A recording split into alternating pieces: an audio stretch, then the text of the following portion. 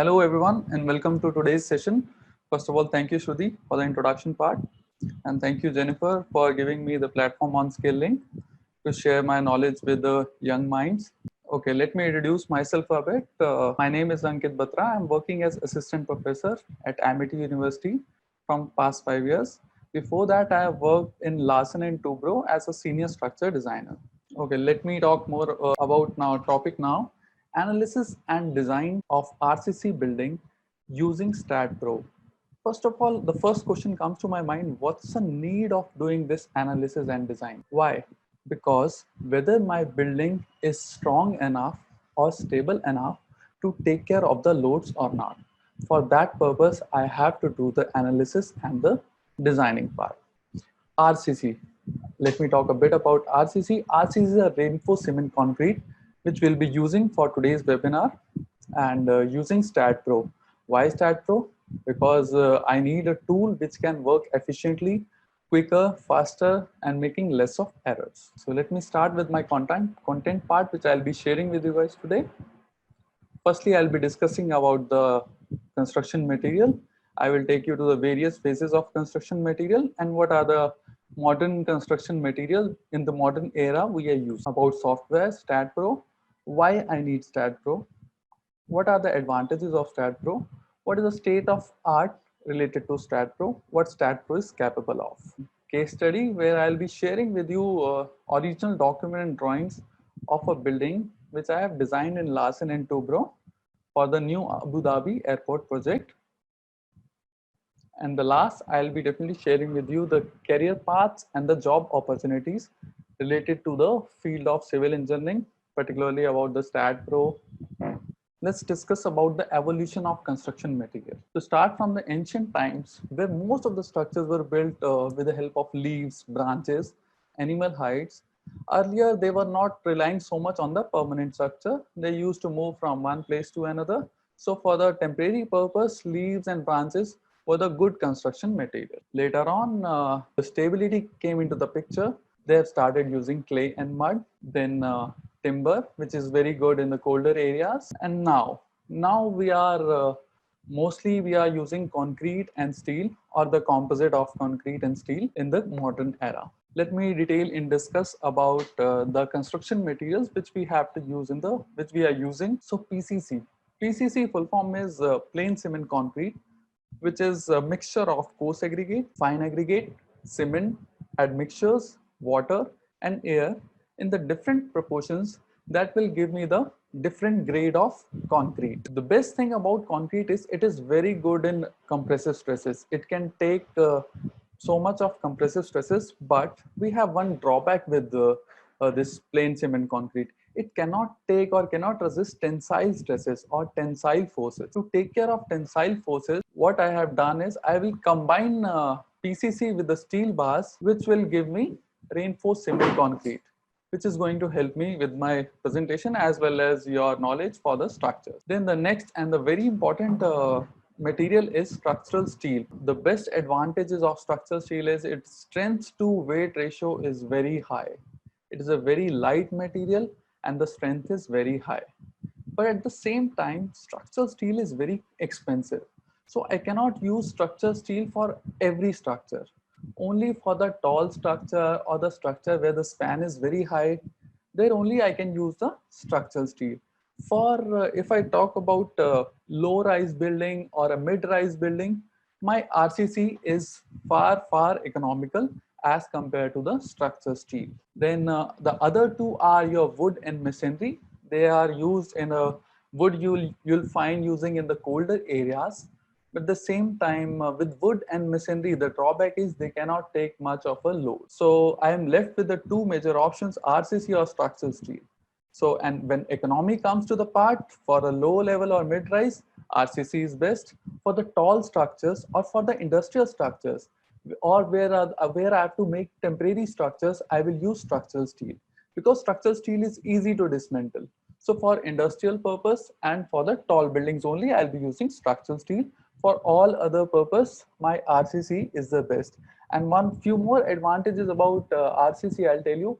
It is very high resistance to fire and water. Then for my underground structures as well, RCC is the best material. Let's discuss about the components of RCC building, starting from your slab. Let's, for an example, it's on your screen showing roof slab. So how the load transfer will be there, I will show you accordingly. Firstly, the load from the slab will be transferred to the beams. These are the RCC slab and RCC beam you are seeing, which having a PCC as well as steel bar, which I showed in the previous slide. Then from the load which is transferred from slab to beam, then the load will be transferred from beam to column. The same loads from the slab, it will come on beam. From beam, it will come on column. Columns you are seeing, I am showing two type of columns. One is rectangular in shape, one is circular in shape. And I have showed two type of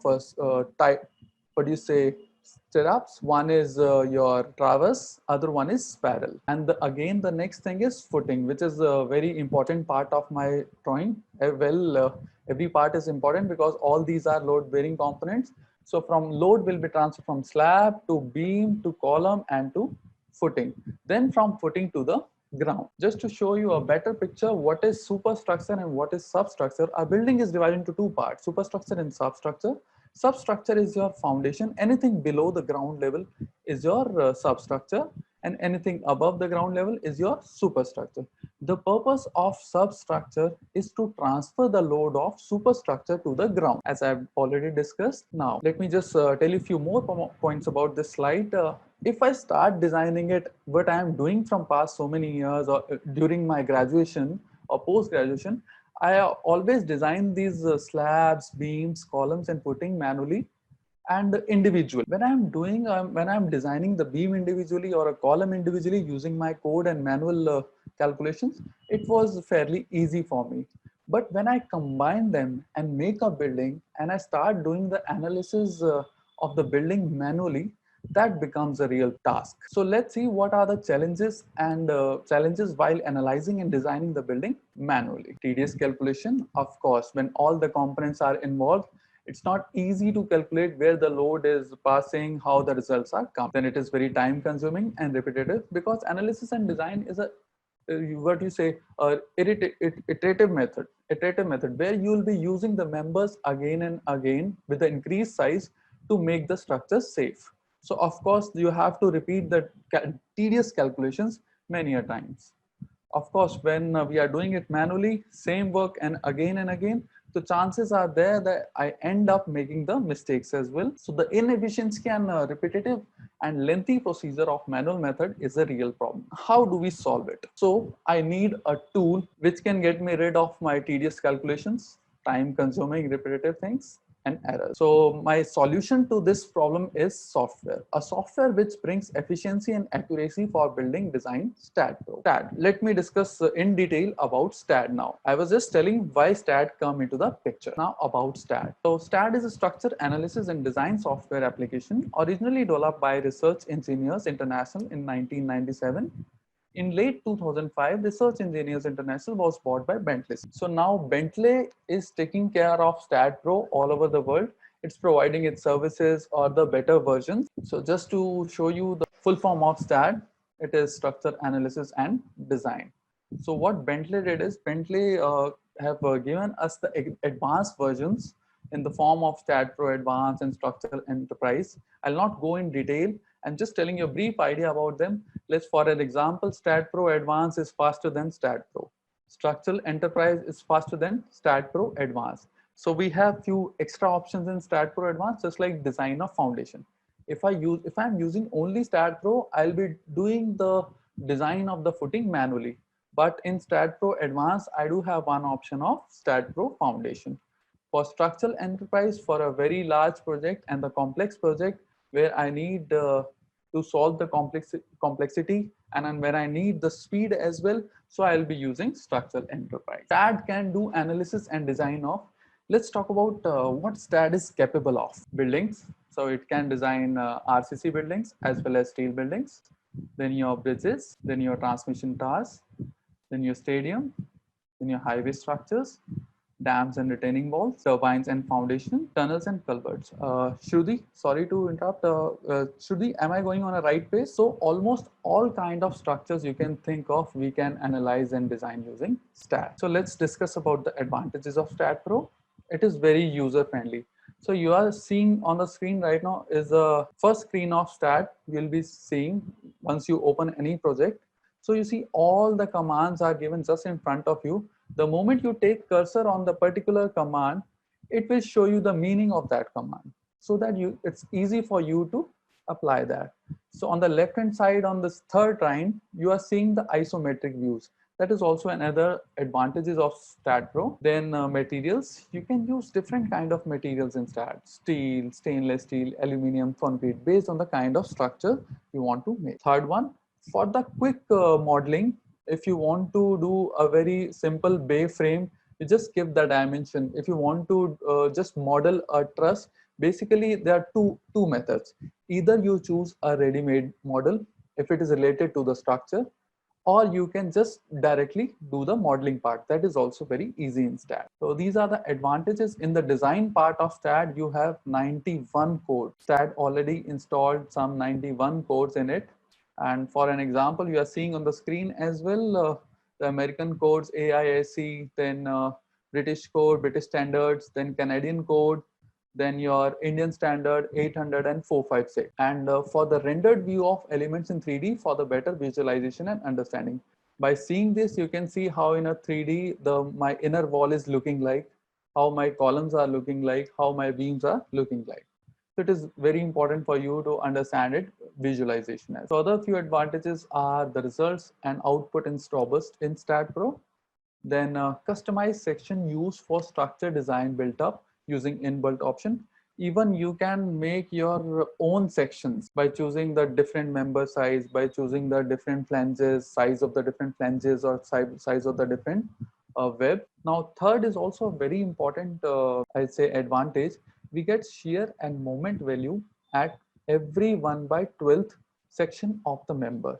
What it means when it comes to the 1/12th, when I'm solving any beam manually, if suppose the beam is having a UDL on it, so I will get a bending moment, maximum bending moment in the center, which is WL²/8. Or at the end of a simply supported beam, I know it is 0. But STAAD is giving me the value at every 1/12th of the location. So which is so important for me. If I start doing it manually, it will take a lot of time. So we can perform both static and response spectrum analysis when designing for seismic. Civil engineering interview involves a lot of questions related to STAAD Pro. Since we are using STAAD Pro all over the country now, so basically they will end up asking you questions about how much you know about the STAAD Pro, how much you know about the basics which we are using in STAAD Pro, how STAAD works. So this is the most important part of today's presentation. So I want you to have a full focus here.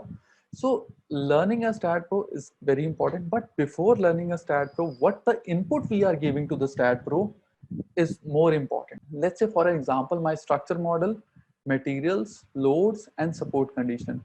You should have a very strong knowledge of a structural model, materials, loads, and the support condition. I will discuss them one by one from the next slide. So this was a phase 1 where the engineer will give input to the STAAD. Second, what STAAD will do? STAAD phase 2 will analyze the input and tells you the behavior of the structure or the response of the structure in terms of reactions, forces, displacement, and stresses. You must have done in your graduation in BTech or BE Civil Engineering. You have the subjects like structure analysis 1 or structure analysis 2, where you were doing the analysis of the beams and columns. So STAAD will do all those basics. STAAD will be using here in phase 2. When we are doing it manually, of course, it will take time. When STAAD is doing it, it is taking just merely 5 seconds. Then the third point, based on the phase 2, based on the analysis, STAAD will give me the material design, multi-material design. Only thing I have to do here is I have to choose the design parameters. My design parameters, basically how much clear cover I want to use. Though the clear cover options are already given in our code, but still, if the project is asking me to use more clear cover for any bar, for any reinforcing bar in a column, So I can choose this option as phase 3 in the phase 3, and STAAD will give me the design according to that. Then let me discuss more about the input structural model. It is mainly related to the geometry of the structure. It depends upon the plan elevation from the architectural drawing. So first of all, these are the architectural drawings I will get from the architect, in which I'll be seeing the plan, section and elevation. Based on the plan of the building or based on the section or elevation of the building, I'll choose where my beams will come and where my columns will come. Basically the location of columns and beams, where are my walls so that I can use beams there to support those walls. This is how in the STAAD Pro my beam column will look like. Based on the architectural drawing, I will prepare my geometry. This is how structural model will look like. Next important thing is information of materials, like whether I am using the RCC material or a structural steel material. On my left hand side window, you are seeing I have chosen the material concrete. Similar way on the right hand side for the different project, I can choose the material steel. Here I can give the dimensions to my beams and columns. Here I can give dimensions to the I section if I'm doing the structural steel. And similar way, I can choose the cross section of the member as well. On my left hand side, you are seeing that option in the left hand window: circle, rectangle, T, trapezoidal, general, taper, taper tube. All you can do it by selecting here. And the most important part, loads, dead loads, live loads, earthquake loads and wind loads. You can choose the value, you can choose the dead load option or the live load option or the earthquake load option, the wind load option. Or there are so many other kind of loads as well: temperature, flood, wind on ice, mass, gravity, based on the condition of your structure. Based on the loads you have to apply on the structure. And if you want to apply it as a UDL, uniformly distributed load, that option is also there. You want to apply it as a point load, that option is also there. And uniformly varying load option is also there. So what are the different kind of supports which are already inbuilt in STAAD, and you can use them as an option, like fixed wing, pin, roller and spring. These are the different support conditions which you can use for your structure based on the requirement. So you should have a knowledge of all these inputs. Based on the strong inputs, the STAAD will be doing the analysis in the phase 2. After doing the analysis part, the result of analysis is just in front of you. STAAD will give you, these are the 4 columns joined by the 4 beams, and STAAD is telling you the bending moment values at the joints, at the span. At the same time, STAAD is giving you some support reactions which you will be using for the design of foundation. Just at the bottom of the model, you are seeing X, Y and MZ. These are the support reactions which you will be using to calculate the design of footing.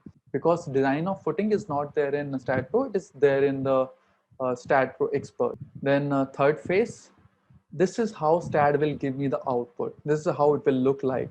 On the left hand side, I have shown you one example of beam, and the right hand side, the one example is of column. If you will able to see the stirrups as well as main reinforcement, STAAD is showing me how much is required. Basically, based on the design code, it is already mentioned IS 456. Similar way, on the right hand side, STAAD will show me the area of steel required. If you see the design parameter on the right hand side, their area of steel required is 601 mm square.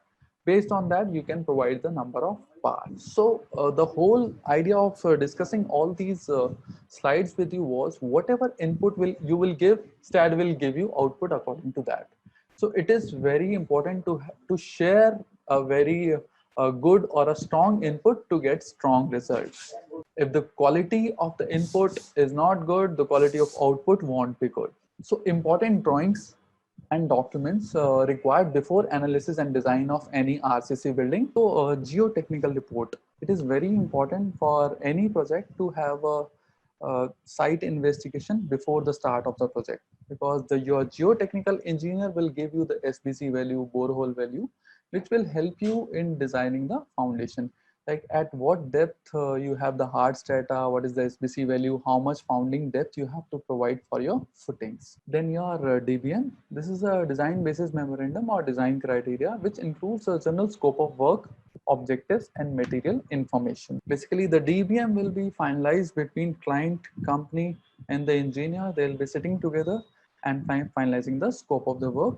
And if they want to add any extra information or any extra specific requirement, they will be mentioning in this DBM. Then the site plan drawing of the complete project. So if suppose the whole project is very in a large area where my building will come, how the construction engineer will get to know where I have to draw the, where he has to cast the building, where he has to cast the footing. For that, coordinates of the building are required. So this is an example of architectural building from the AutoCAD. Based on this, I'll be selecting my columns and beams. Then these are the different codes: Indian code, RCC, steel, or American code or Euro code. This is how they look like. I'm sure you must be familiar with the Indian codes, 456 and 800. So this is the design. This I've just shown you the snapshot of design basis memorandum, just to show you how it looked like. And inside this, it is already mentioned that which code you have to refer for the project. Like for that particular project, they were expecting us to use American code or the British code. Then this is how site plan looks like, where exactly my building will be coming. I can see from here. Now let me share with you the analysis and design of security building, RCC, which I have designed in Larsen and Toubro for Abu Dhabi project. So based on my architectural drawing, I have done modeling in STAAD based on architectural plan elevation in 3D. I have prepared a 3D model, and I have applied 4 different kind of loads: dead loads, live loads, seismic loads, and wind loads. So let's discuss more about dead loads. Dead load, you all know, as it is known as the self weight of the structure, but it will only take, STAAD will take the self weight of the structure only for those members which are already modeled. Like for the previous slide, if I show you, here you are seeing only the beams and columns. So STAAD will take the self weight of beams and columns. You have to input the self weight of the slab. You have to input the load, other loads. For an example, if you are seeing on the screen, under the section 1.5a, firstly they have defined the unit weight of concrete and unit weight of brick wall, 25 and 20. Then loads due to roof slab. So assuming thickness of roof slab 200 mm, the self weight of the slab will come out to be 5 kN per meter square. This value of 5 kilonewton I have to apply on my model. It is not inbuilt. Then next, loads due to rainwater proofing of roof slab. As per the design basis memorandum, it was given that you have to provide this kind of rainwater proofing, in which you will be using light form concrete, polystyrene insulation. So the weight of all these membranes, the purpose of this is to take care of your roof by applying the proofing from the rainwater. So you will apply all these loads manually on your STAAD model. For just I'm just quickly going through all this. Dead load due to projection of, if the slab is projected outside and parapet wall is also there, the load of parapet wall and the slab projection will come on the roof beams. Then next is dead load due to GRP tank. The capacity of water tank is 500 liters. Based on the capacity of water tank, you will be applying the same load on the STAAD model. Dead load from big wall of the plinth beam, whatever if the external wall of the 300 mm thick is there and 50 mm insulation is there, you will apply the load 21.6 kilonewton as a UDL on the plinth beam as the load of the external wall. Similar on the top, you're seeing the internal wall as well. You will see the beam in the bottom slab. There are few beams inside. These are my secondary beams, which will take care of my partition wall or internal wall on the ground floor. Then your live load based on your Indian standard codes. Your Indian standard codes are your IS 875 part 2, that will tell you the live load, or you can follow the DBM as well. But DBM is particularly related to that particular project. You cannot use it anywhere. So your code are accepted everywhere. So for dead load, you will be using IS 875 part 1, which will tell you the self weight of the materials you are using. For wind load, I have used ASCE American code, but if you are doing some design of building in India, you can use IS 875 part 3. Then this is how you will apply. There are two cases: pressure case and suction case. When the wind is towards, when wind is coming towards the wall, it is known as pressure case. When wind is coming away from the wall, it is known as suction case. So this is how on the left hand side, it is showing you the suction case. And if you see around that square, I have shown you windward wall, side wall, leeward wall. And there are some values written there, that is 0.8, 0.7, 0.34. These are the coefficient of wind load, which I will get from the code. For Indian code, it is IS 875 part 3. The similar way for applying the earthquake load in the STAAD, there's option where you have to define the seismic definition. This seismic definition will define what is the site class, what is the importance factor, what is the time period of the building. All these things are given in your code. Seismic load, you can refer IS code 1893-2002. So from there, you have to see those values and give those values as an input to the STAAD. Again, I am focusing on all the values which you have to give input to the STAAD. STAAD will not take it automatically. You have to give them as an input. So you should have a very strong knowledge, a basic strong knowledge of your codes as well. Then this is how it will look like on the STAAD model. It will apply the seismic loads on the joints. Then after applying the 4 loads, that is the dead load, live load, wind load and seismic load, you will be applying different combinations, because of course even when the dead load is already there, seismic load can come. When wind load is already there, live load can come. All these loads can come and go at different time. Based on that, our code has given us some clauses that we have to use them in combination. We have to use my basic 4 loads, dead load, live load, wind load and seismic load in combination with some partial safety factors, which is given in your limit state design. So on my left hand side, these are the service load combinations. On the right side, these are my factor load combinations.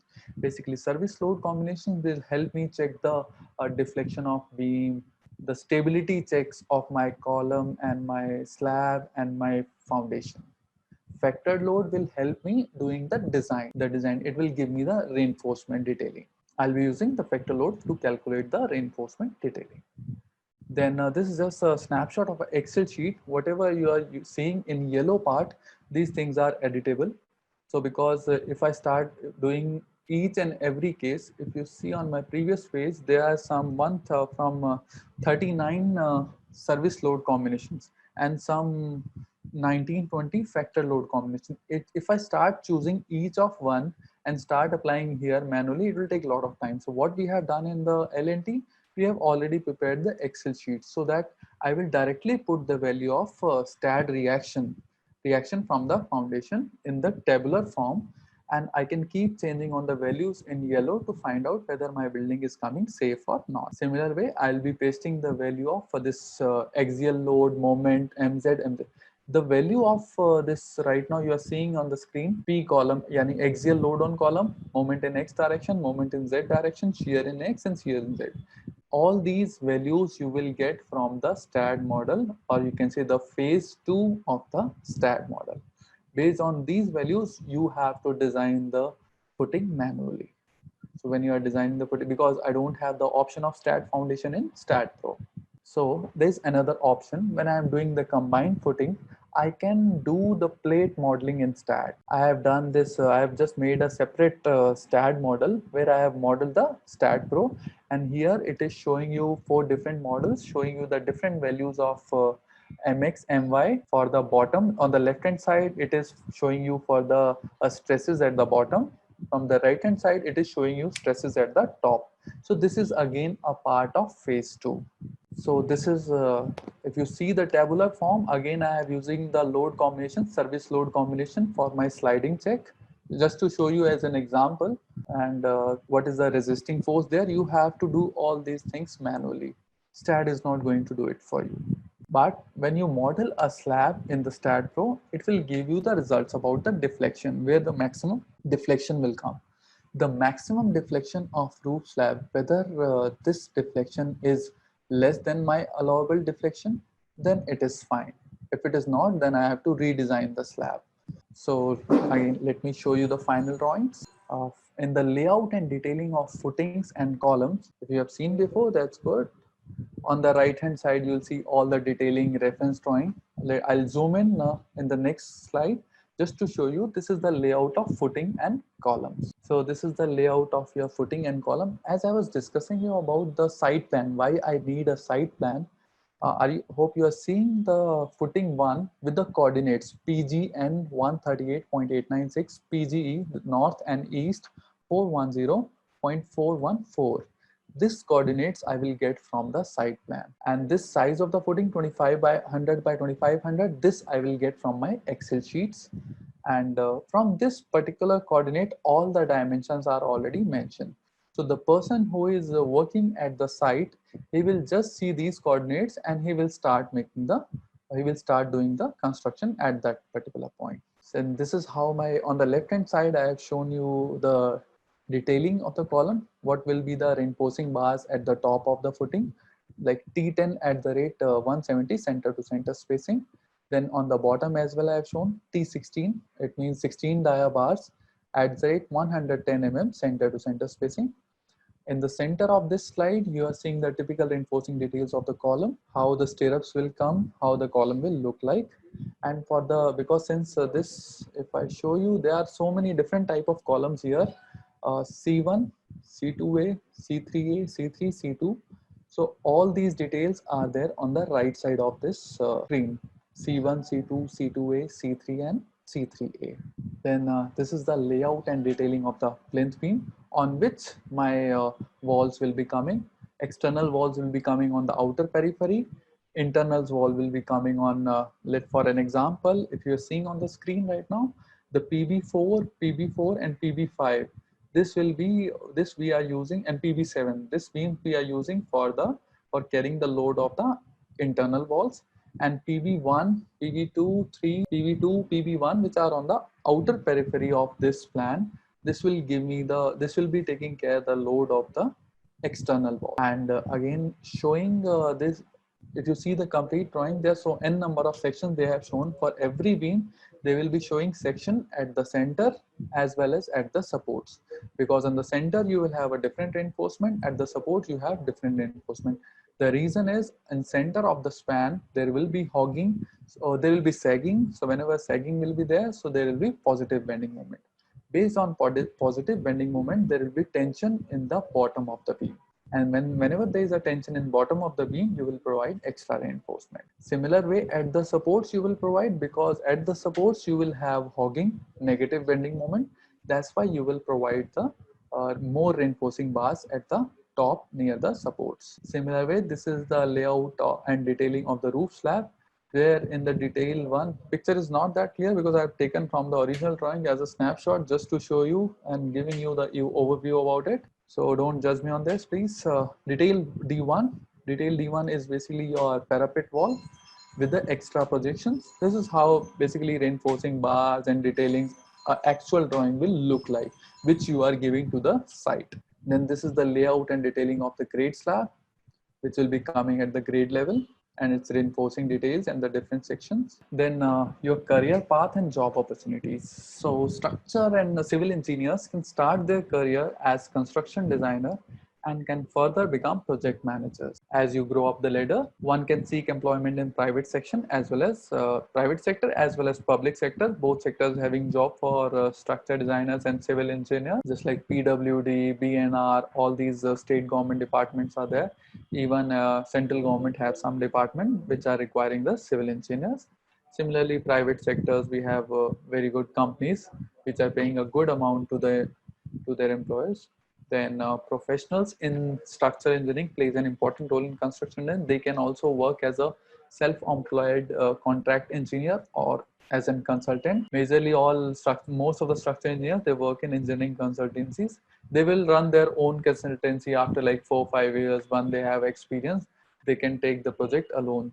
All you need to have a laptop with you and you can work. Opportunity in the field of teaching, just like I am doing, it is also there. Then next is some major reputed recruiters are JP, Stellar Group, Jindal Steel, Larsen and Toubro, DLF, Bharat Heavy, Reliance. There and number of major recruiters are there in India as well as abroad.